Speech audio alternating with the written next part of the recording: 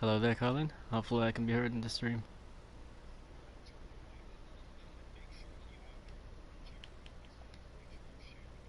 Yeah, gotcha.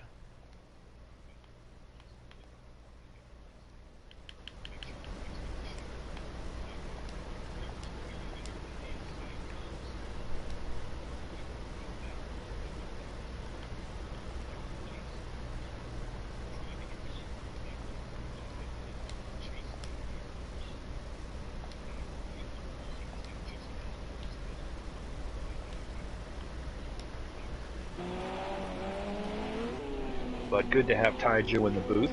As soon as he gets his mic situation set up, we'll get a word from him. Yeah, it looks as though Dirt Rally is pulled away from the pack. Pack Guy Matosi trying to keep him sensible, but Cat Guy, Mark, and Just Piddling all forming a pack. 3 cars in the pack down in the back. Muttley down in 6th, trying to catch up to them. Seems that Dirt Rally is pulled away in the first lap already. Yeah, look, showing him with a 20-second penalty, that's usually some kind of start penalty. I'm willing to bet that that's going to be scratched off. The marshals will probably overrule that at the end of the race, since that would have come before the green flag. Don't take that as gospel from me, folks, but not gospel, but I believe that you can probably ignore that 20 seconds. Probably came before the start. But Taijo, I guess, while these guys are heating up the battle, as Mark Webber and Cat Guy just pulling side by side, getting to the inside, going and defensive he's going now. to the inside. Yeah, Mark Webber holding it. What happened with your Ligier here tonight? Well, unfortunate circumstances. There was nothing showing up on my screen, just the pause menu, and yeah, I'll send screenshots later. But that was a DNF for me already at the start. Yeah, sounds like some kind of electrical issue in the that $15,000-$20,000 Cosworth wheel that these Ligiers have. Unfortunately for Taijo, 5th in the points coming in, he's going to take a hit, but we're glad to have him in the booth. Meanwhile, we're looking here on the track as Cat Guy, Mark Webber, and Just Piddlin are battling. I'm going to get on board in the cockpit of the Ligier with Just Piddlin. Cat Guy going defensive in the early on there. 2-time winner. Pulling right up on Just Piddlin, or right up on Mark right there. That's 3, 4, and 5 right on top of each other, but you were right. As here goes Piddlin on the inside, trying to make the move. I don't know that he's got it on the switchback. Yeah, he's got to cut the track here. There you go. No, there he goes. He made it. You're clean over the curb like that.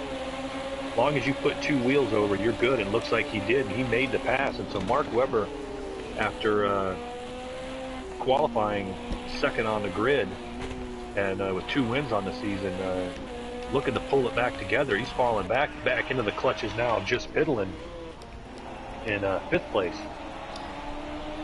It looks back as up front, Dirt Rally has pulled out. Yeah, it's his race to lose now. 3 seconds. He's gonna pull that gap away now because he knows the pace he's got at this point of the race. Got clean air. I expect to see him pull out, but like we said, we saw it a little bit in the GTE race.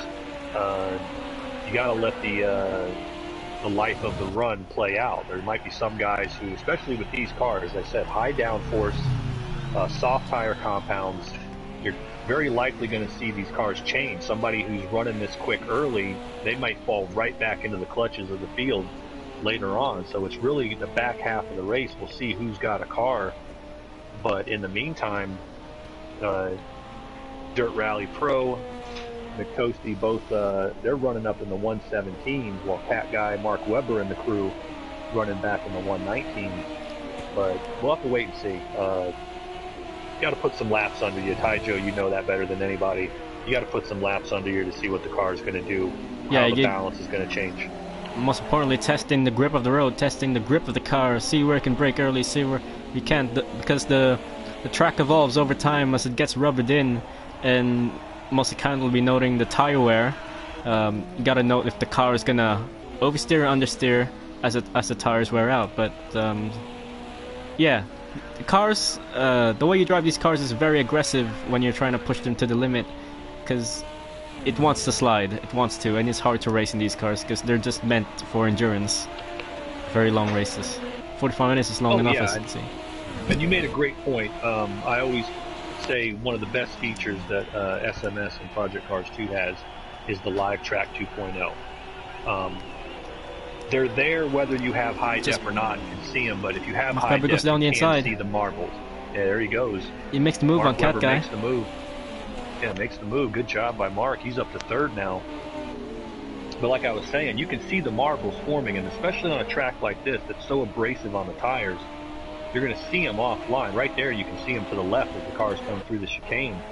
And those marbles make it. We saw it in the first race. Ty Joe, we saw it from where you were sitting in the back of that group in the first race. You try to get offline to make the move, and you get into those marbles, and it's like hitting a patch of ice. That's why they call them marbles. It's like hitting a bunch of stones. Yeah, and it is. It makes it really hard to pass on a place like this because you have to get onto that dirty track to make a move. And right here, Mark pulling out in front. Just Piddlin makes the move on Cat Guy here on lap 5, puts him back to good fifth. Move. Cat Guy trying to cut back into Just Piddlin, but seeing the pace that these guys are done in qualifying, I don't know if Cat Guy can keep up, but Just Piddlin will certainly try to catch up, back up to Mark Webber now. But McToasty is trying to, little by little, pull off a little bit of a deficit to Ali, who's trying to get away up in front. Yeah, managing about 2 seconds. He was a second faster that last time, and I'd not be the least bit surprised if McToasty's doing what we saw him do last week, what we saw him do in the GTE race earlier, and that's just kind of waiting to see, where the car goes, how the race looks. Dane Wilden checking in with us again. Good to see you, brother, back.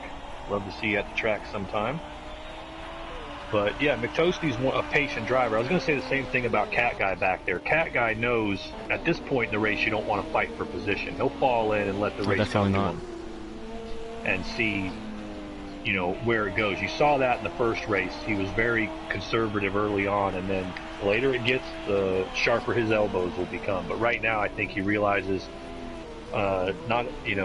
doesn't have great pace in the car, so he might just have to be trying to keep it underneath him and letting other guys have trouble. And as we said, with such a small starting field, all you got to do is keep the car on the track, and you can get a top 5 finish and a decent amount of points. Yeah, that is true. And it seems as though like some of the people on the grid didn't have much practice. And as of I've just reused the setup that I did from the European tour, but driving styles very, very differently through here, and yeah, you gotta drive these cars on limit every time. Yeah, it's a different track from some of the European tracks. We have plans we're hoping to talk about sometime in the future of that will get these cars all over the place and really a prototype and a GT class. That's the cornerstone of sports car racing. We saw a great GT race earlier. Ty Joe was one of the guys who put on that show for us.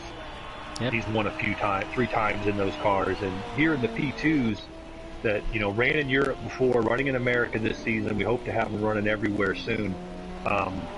I can almost bet, I'm not at liberty to discuss the plans at the moment, but I can almost bet get to Flux Season 6 and you're going to see full fields here in the LMP2 class as well with what we got planned or what we're hoping to work on.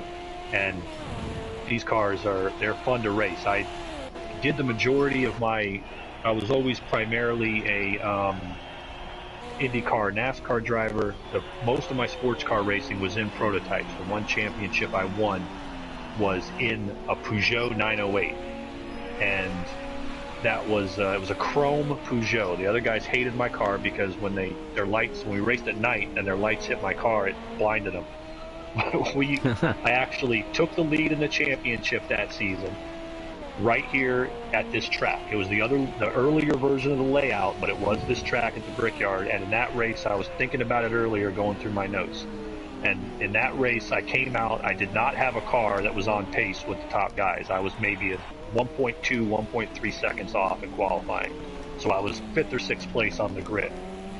And we got into the race, and it was a long enough race where there was 3 stints, so you had to make 2 pit stops.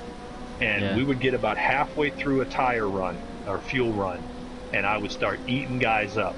because I had set the car up to go long distance, and I even had it set up to where I could double stint the tires one time. So one of my stops I didn't have to make a tire change, and that was the win in that race, got me the points lead and led me to the championship. And it was right here. These prototype cars at this place, you've got to set them up for that lack of grip that you talked about, Ty Joe. You've got to set it up for the downforce is going to eat the tires. You know, sliding around in the GTEs, that the weight of those cars and the fact that you're sliding around, that causes tire wear for a whole different reason than these do. These do because they're putting 3.5, 4G loads in the corners on what is already a pretty soft compound tire, and looks like Matosti has come right back up. Yeah, he's on his tail now, less to the second. At the same time, I saw him his throttle pace, his throttle trace at turn 1. He was lifting and coasting, so he's got his fuel saving in mind right now. He's got 56 liters to manage towards the end of the race. Yeah, you got to keep in mind too, these guys, they can adjust the fuel mixture. You might see some guys lean it out if they need to. They think they need to make it on fuel. Managing the tires is really, I think you have enough fuel to make it just fine, running as flat out as you want. Yeah, but Toasty going half throttle there in the entry. That was something I talked about in the first broadcast, and that is Ty Joe in the booth with us. He had a mechanical trouble before the start of the race. We got people checking in with us. But that was something I was talking about in the GT race, Ty Joe, and we'll get in his cockpit here. It's a little bit of racecraft I learned racing growing up.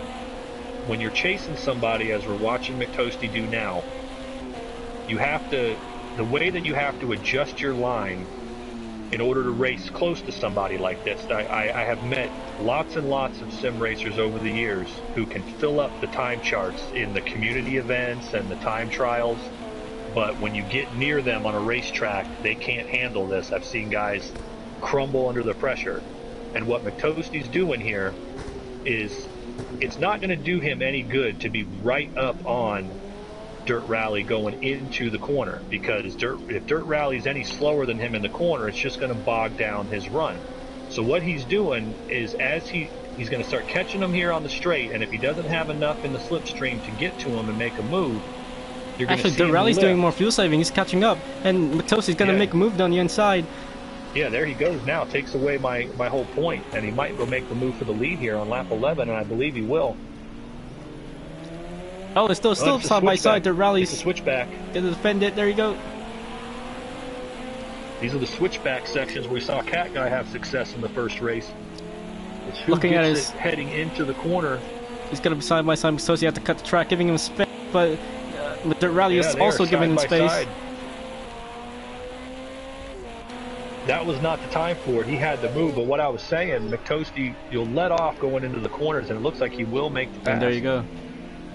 You let off going into the corners simply because you give yourself room to get off early, back on the throttle, so that as you're coming off the corner, where he's at on the track is not slowing you up. You're not getting bogged down by the guy in front of you. You're back full speed coming onto the straightaway, and it's a trick that keeps your lap times up, but also keeps you with him and gives you a chance. You're setting up a pass for the next corner, and McToasty did that a lot, but right there, he had the run, and he made it.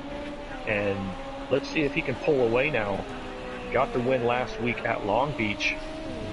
But meanwhile, while these guys have been fighting, let's take a look back. Mark Webber has picked up the pace down on the 117s. McToasty and Dirt Rally ran in the 121, 122s fighting with each other. So while they were fighting, Mark and Just Piddlin got right back into this, where there's a bit of a gap, 14 seconds back to Cat Guy, and Muttley having a little trouble in the number 12 car. He's about 27 seconds off the pace at the moment. I think what Dirt Rally's doing here is trying to save more fuel than McToasty, because comparing the fuel tanks between these two, I think, yeah, it's about a 0.5 liter difference between the two. I don't know if Dirt Rally's made a right decision to try to fuel save at the end, or McToasty knows that if he can manage the fuel like he does right now, which he's doing less than Dirt Rally, because I think he's managing it a bit too much, let's say, because knowing the pace he's going, or knowing the pace he could do, I think he's slowing down too much. He's falling back, and they're running in the 122s now. And so I'm pretty sure what we're looking at, first of all, we just passed the 15-minute mark, 30 minutes to go, and working lap 12. That tells me we're going to hit about 36 laps. 35, probably 36 laps on the board for this race. If they run in the 120s again after a clean lap like that, 118, 119, I think you're right, Ty Joe. I think that they were full rich on the fuel for the start of the race and tried to get some track position with it, and then I think they dialed it back. Mark Webber and Just Piddlin is catching up to both of them, actually. They've caught them, and if I was in Mark Webber and Just Piddlin's shoes, I'd be thinking to myself, why are we running 2 seconds quicker than them now? Do they know something we don't about whether or not the fuel is going to make it 45 minutes here at the Brickyard? This is a place that has 2 really long straightaways that you come out of a chicane basically to get to, so that means a lot of throttle time, a lot of fuel usage, and if these guys are using, say, 3 liters a lap, they're not going to have enough to go the distance unless they lean it back. So we have a whole lot of possibilities here. Our guy's going to have to pit. Will they take tires if they pit? Will taking tires give you an advantage on people who don't when they pit? Dirt Rally spin. Around goes Dirt Rally. Oh, that's right ruined there, this race entirely. Around. Unless if those two make a mistake in front of him, Mark Webber's also gone off, and Just Piddlin goes around the outside to try to take advantage of that mistake, and Just Piddlin is through into second place, trying to catch up into McToasty now, is also saving fuel at the moment. Yeah, it looks like Dirt Rally lost. He did not hit anything, so I don't think his race is by any means. He's still in this, only 10 seconds back. The problem is though, Dirt Rally is still saving fuel.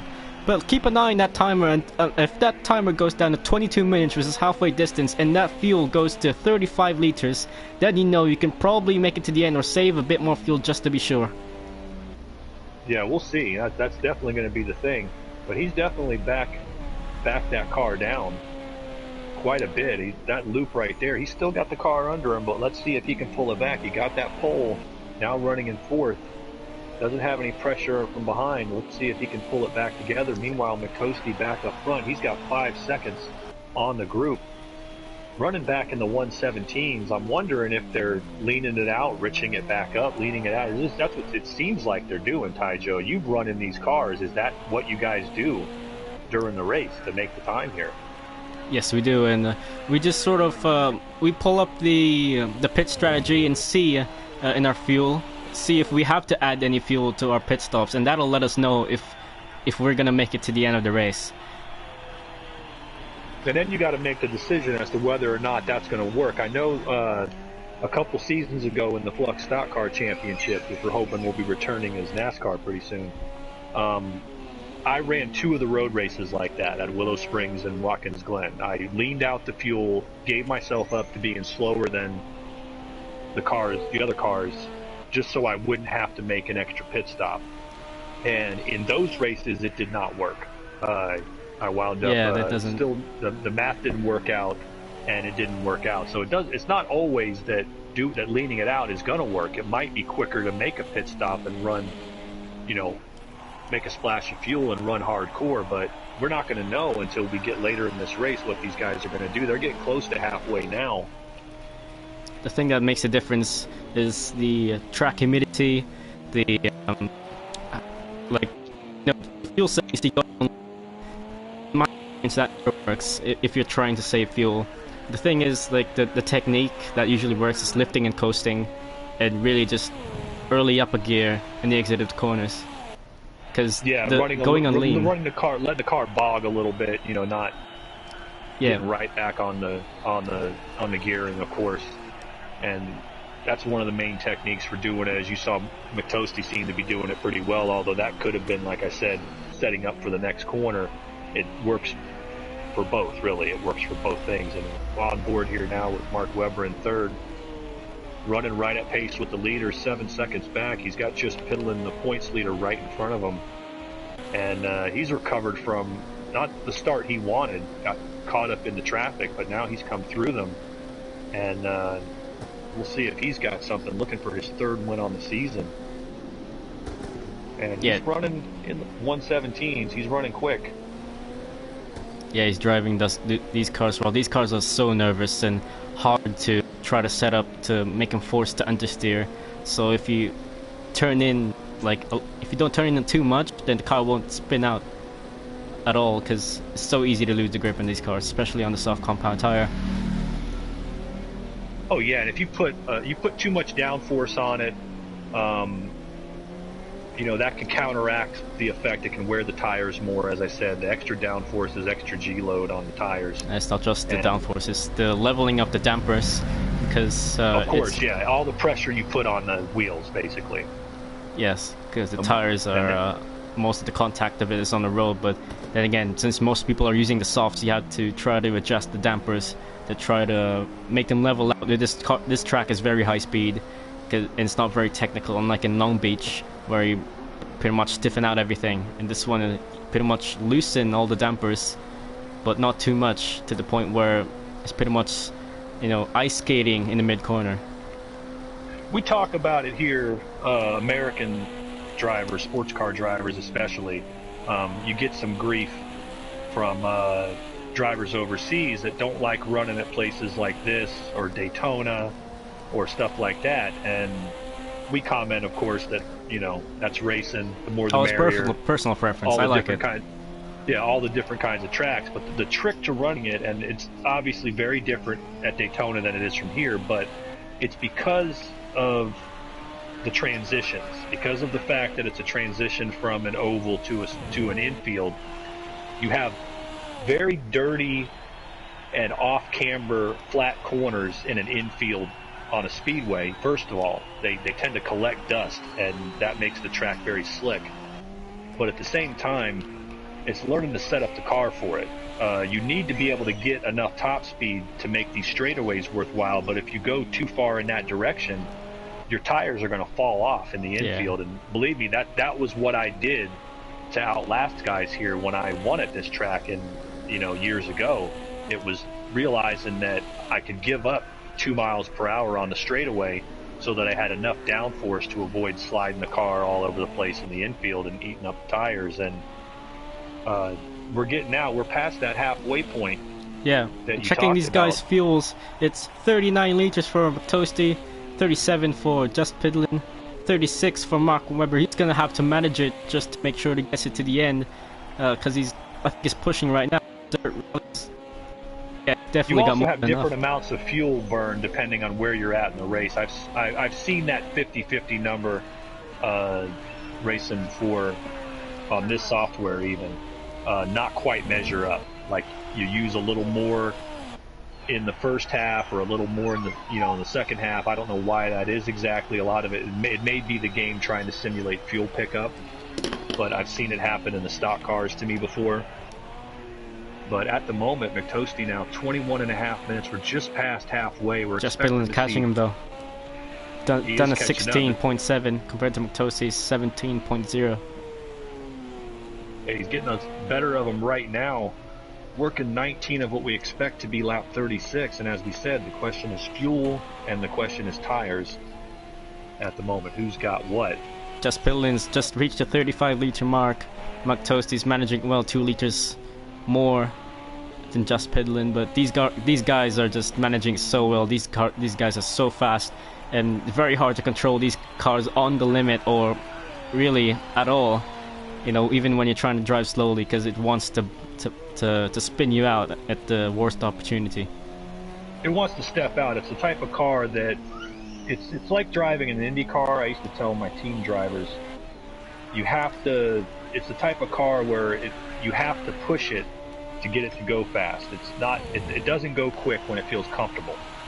You have to get it a little bit on the edge to make it go fast, but it's high downforce cars. The biggest difference in driving them between driving a GTE or a stock car or something, touring car or something with a little more body, is that in these, I once heard, I want to attribute this to Dan Gurney, but I'm not exactly sure what legendary racer said it, but they had said that the difference between a high downforce car and a low downforce car is that in a low downforce car, you feel the edge. You drive the car, you feel it start to step, and you ride that edge. You're like a tightrope walker between two buildings. You're looking at that rope and you're putting one foot in front of the other.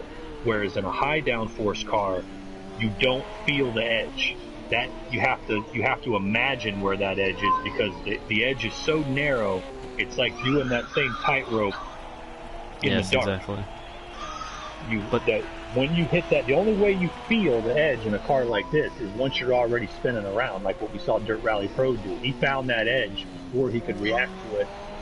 Because he can barely feel the grip of the tires touching the road. Unlike in Indy cars, you can run a low downforce car, whatever you want, but you can feel the car understeer when you turn in, and you can feel like that's the grip that I have right now. In these cars, you can barely feel it at all. It's just on the edge. It's on its toes basically all the time, and these guys are managing it very well.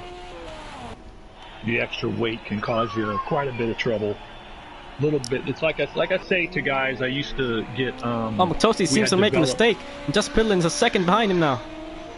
Yeah, he's right on his tail now. That was a 2-second loss there, and I gotta think that the grip is starting to go away. It's not just that, we're still halfway through, but these guys know that they can make it to the end of the race, but they just have to manage it all the way to the end, because these, the way these tracks flows, there's a 90 left coming up right now, and if you clip that curve, the car will rebound and bounce around. Most notably, the back end will step out first, and that'll end you in a spin. Yeah, I don't think being overly aggressive pays off here. Like I told guys when we raced, we'll be racing in a couple weeks at Road America. I told them on the broadcast last season, I used to tell drivers all the time, being overly aggressive at Road America doesn't pay off, because if you clip a curve, you're going to lose a second and a half. You know, you just got to run smooth and conservative, and you'll get faster and faster the more you hit that perfect line. And this place is kind of like that. It's a rhythm track, and if you fall out of rhythm, and Matossi fell out of rhythm just briefly there, he only lost a couple seconds, but that was enough to put just Pidlin right back on top of him. This is for the lead now. The other color commentator is quite unhappy over here. Really pissed off about something. I don't think she's happy about the lack of rest. She likes to see the safety crew out there. She likes to see drivers being hauled out by the ambulance, that kind of thing. Tossi's response to that pulled up last night in the IndyCar race, but not quite as much here tonight. Yeah, the IndyCar race was a disaster, let me tell you that. Well, I mean, 5 cautions is a little high. It was a little too much. No doubt. Anyway, Tossi's responded to that. Seems to pull off a 3/10 gap now, but just Pidlin under braking there. Pulled off less than a second now again. And Tossi's they're separating it out as we're getting down. 15 minutes to go here pretty soon. And 30 liters left to go for Matossi. He's going to push it all the way to the end, but by how much? It's very dangerous in these cars. Unlike in GTEs, you can feel the grip, like the grip that you have, and you can use it all the way to the end of the race. But in this, you know, just play with it too much, then that's your race over for you. Well, that also plays into your mind if you're in the position like just Pidlin or Mark Webber back there. You know the car is only getting worse. If you're going to make a move, you might make it earlier than you would, say, in the GTE race, because if I'm going to make a move, I need to make it now, because in 10 minutes, I'm not going to have anything but cords on this tires. These guys are running 117s. Faster than I did in quali, but these guys are managing it well. Yeah, that's a hot setup that hits 115 in qualifying, or by hot setup I mean closing stuff off and really soft tires and blazing. I expected to see 116, 117 race pace, and as the fuel burns off, they're getting back up to that. But I think they're in that pocket as we're about to hit 15 minutes to go, and we have what I think is 13 laps remaining, that they're like, we got to go now. Just Pidlin got his first career Flux Sports Car win earlier tonight right here at the Brickyard in the GTE race, and 1-2 in the same night. It's possible. These two are exactly in the same position as they were just an hour ago. A bit of oversteer moment there for Just Pidlin. He's caught it. Still less than a second behind.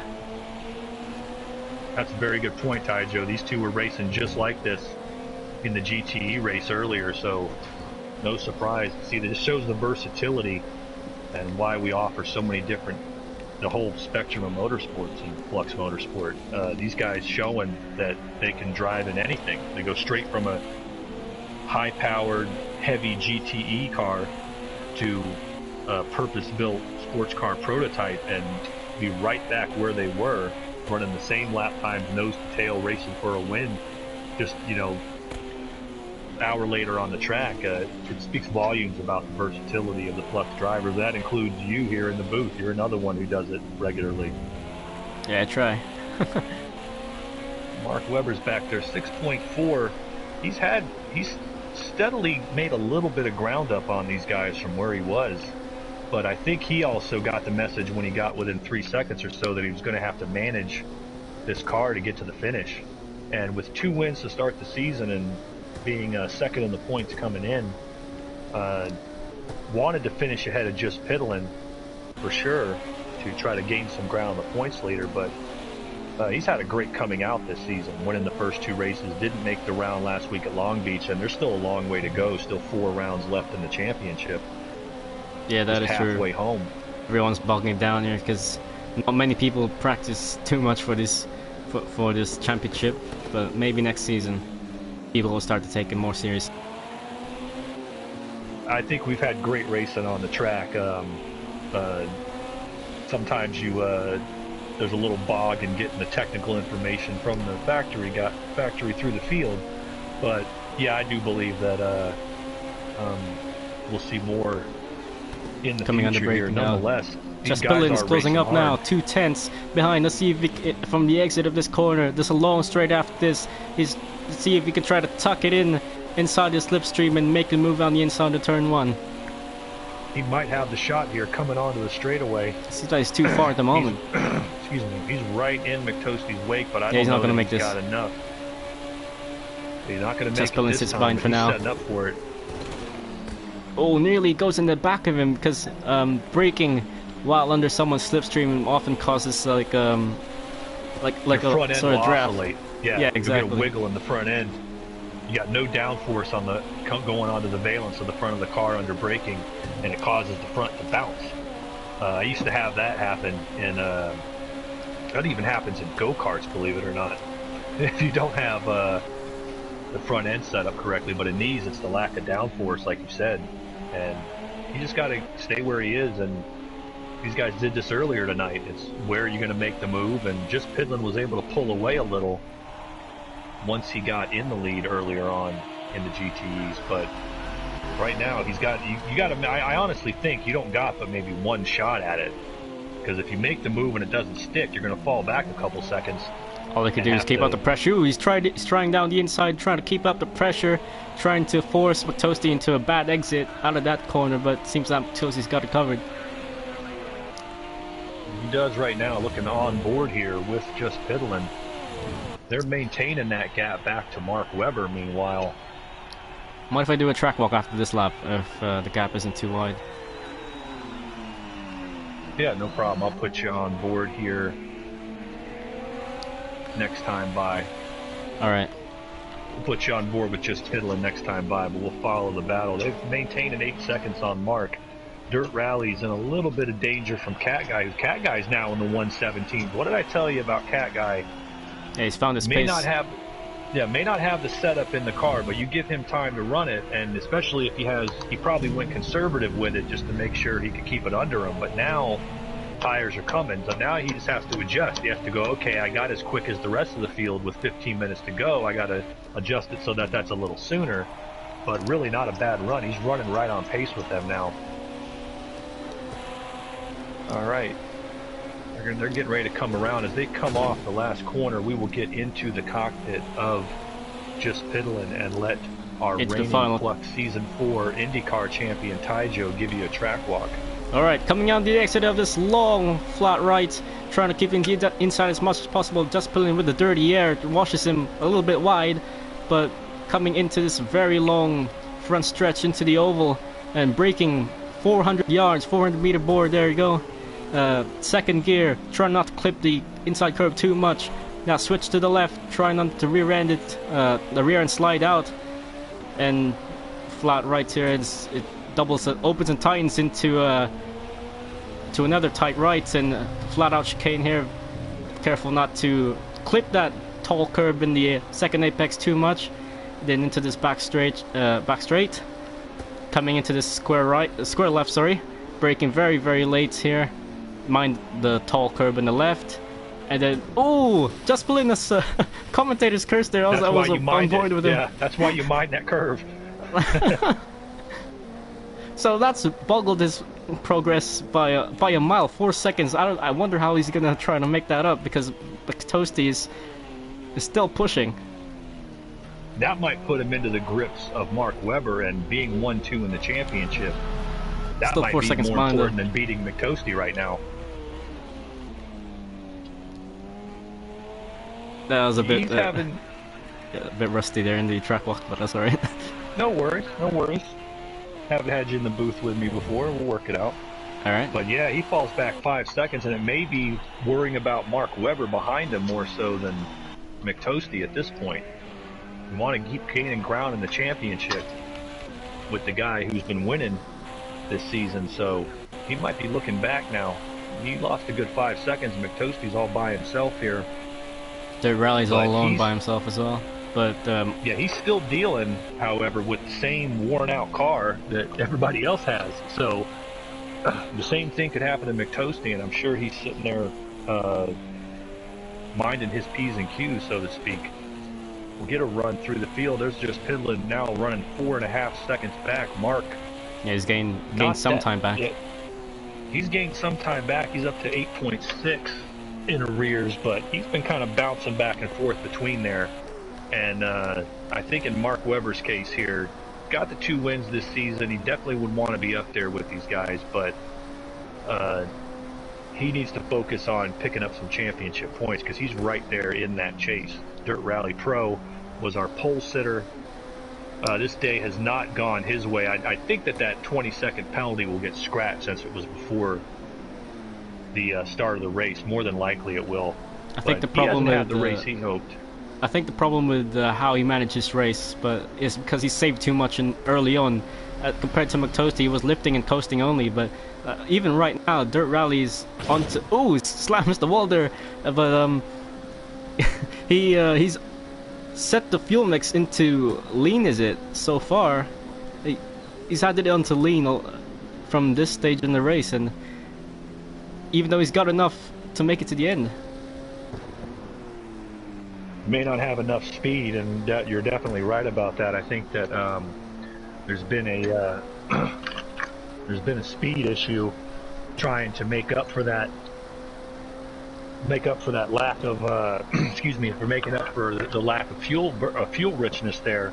And you might be right, it might have just been a situation where he didn't time that out right, but he definitely had that last lap to take the pole with something else right at the end. Put 3/10 on the field. But he pulled off a really good gap to McToasty in the start of the race. But I don't know, maybe he's starting to the car is starting to lose grip on the hands of Dirt Rally. But yeah, this guy, reigning world champion in the Dirt Rally series. Oh yeah, he won it last season, didn't he? Yes, he did. Yeah, Dirt Rally Pro lived up to his name.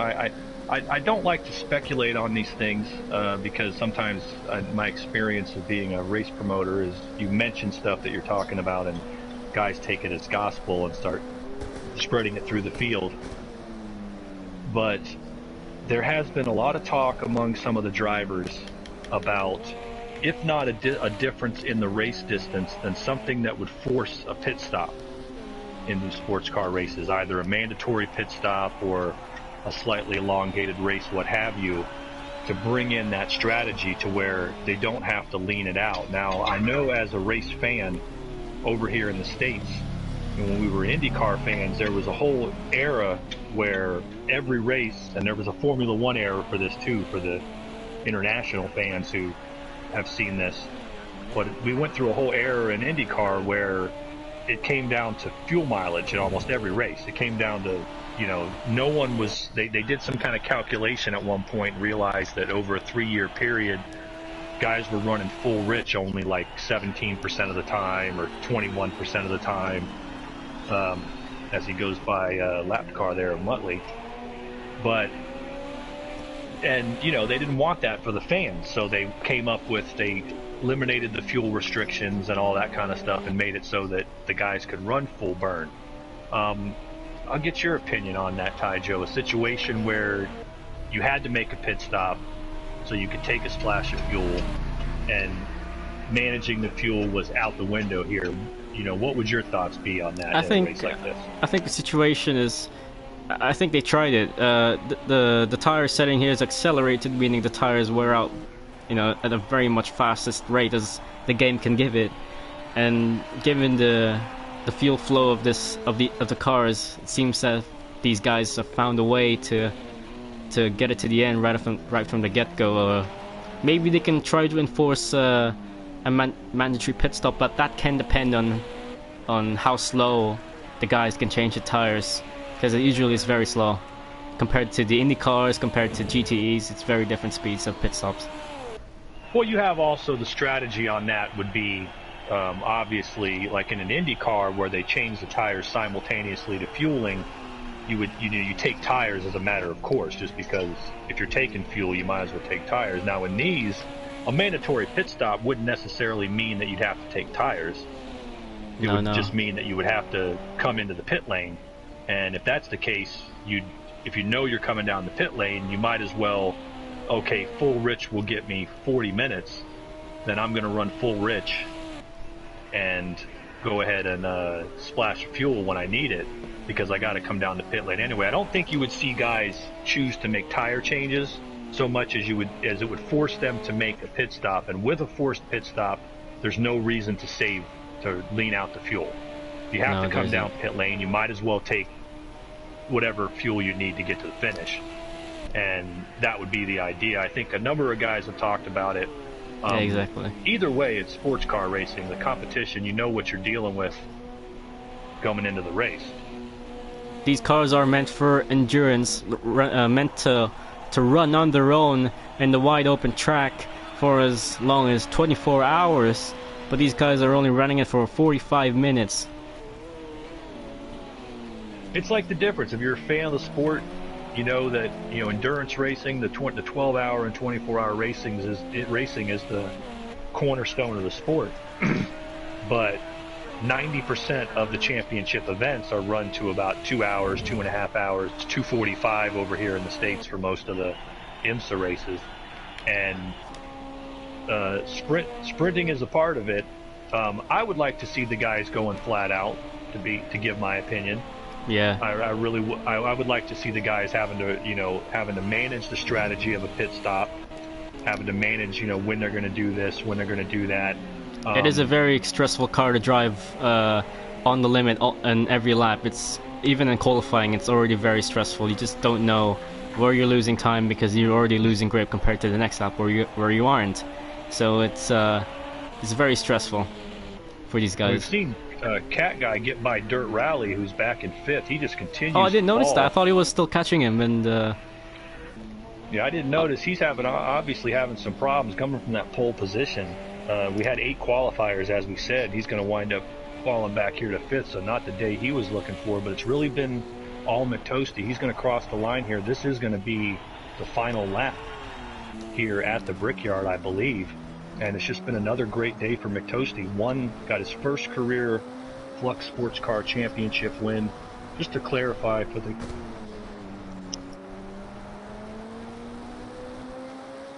Colin? Whoops. Alright. On board with McToasty now in the front and the back stretch after that fast flowing chicane, braking hard for this 90-degree left-hander. Mike for a minute. Yeah, it's alright there. And McToasty in the final time, in the final lap of the 45 minutes in Indianapolis, is on his way to clinch his, I believe, second career win in LMP2s. Yeah. Yep, his second win in sports cars overall. When I say that, folks, I'm referring to any LMP or GT class car as a sports car. And last week was his first win in the sports cars. He's won in Indy, and been competitive in a lot of cars, but it was his first win in the sports cars last week.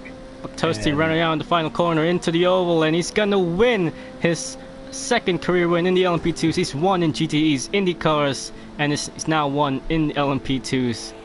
And just Pidlin valiantly coming up in second place with a good battle with Toasty there in the half stages of the race. Mark Webber now coming in third place, and Cat Guy snatching that fourth place away from Dirt Rally in the later stages of the race. Dirt Rally there, commiserations to Dirt Rally. He ran a good race from the start there, and Muttley not giving up to the under race, sticking around in sixth. Man of the day though, McToasty.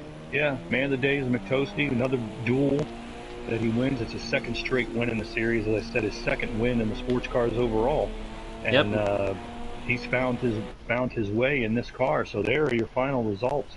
Season 5 Flux Motorsport Sports Car Championships, Round 4 at the Indianapolis Motor Speedway. Your winner is McToasty with his second win on the season. Another masterful performance in the Ligier. Just Pidlin, your points leader, extends that points lead here at the halfway point of the season with his third podium in 4 races. He comes home second. Mark Webber gets his third podium in 4 races as he drives that car home to third. Cat Guy, as you said, moved up from 6th in the field. He brings it home in 4th as he got by our pole sitter Dirt Rally Pro. Didn't have the race he was hoping to have, but brings it home in 5th place for a good points day. And Muttley rounds out our finishers in 6th. So before I do the sign off, Ty Joe, any final thoughts? Yep, fastest lap goes to Just Pidlin with a 16.5 compared to McToasty's 16.58. So a bit close there, but Just Pidlin gets the extra point, and Dirt Rally does get the extra point for pole position. But great race from all of them, and smartly run by McToasty, managing his pace very, very well. No moments, all mistakes at all, and yeah, another masterful drive. Yeah, the other thing I think I'll point out, looking at those best laps, you got to say, we talked about Cat Guy being off pace in qualifying. Yeah, he's up there now, 17. 1:17.3. He was only 7/10 of a second behind him.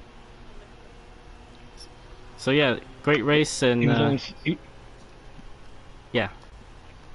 7/10 of a second behind him. He wound up with a real good run, but once again, it's McToasty doing what McToasty does, and I think this championship's going to be, we're going to have more drivers towards the back half of the season, and I think it's just heating up. Mark Webber's quick, Just Pidlin's leading the points. McToasty's now won 2 in a row. He's going to be right back in it.